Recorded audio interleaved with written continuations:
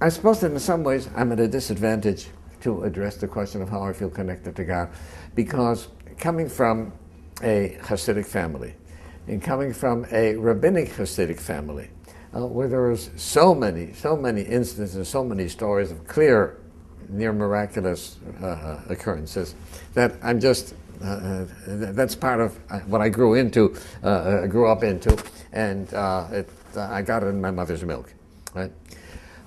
So that happened with my connection with God. But here and there, I have picked up indications of people who have connections with God that I envied, and that I realized that there are people who've related to God in a different way than I do.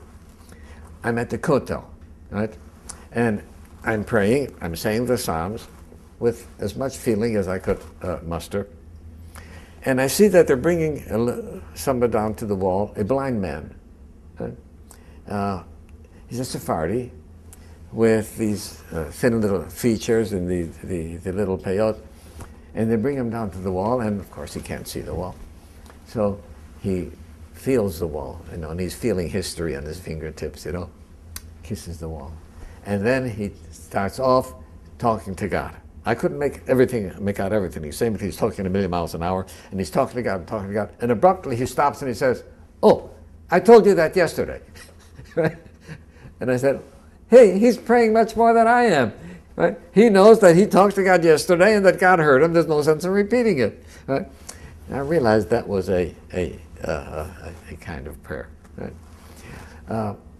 There are times when I remember I was at one retreat where a woman said to me, "I walked past the services today, and I saw you were praying."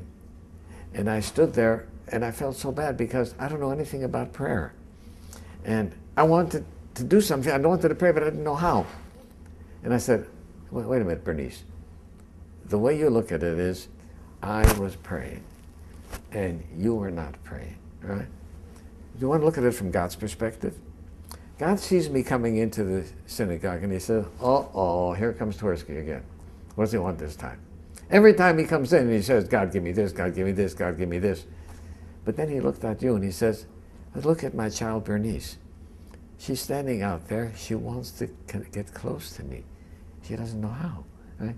Now tell me, whose prayer was better? My prayer that I verbalized or your silent prayer? So there's things like this that happen that you begin to realize what kind of connection a person can have with God.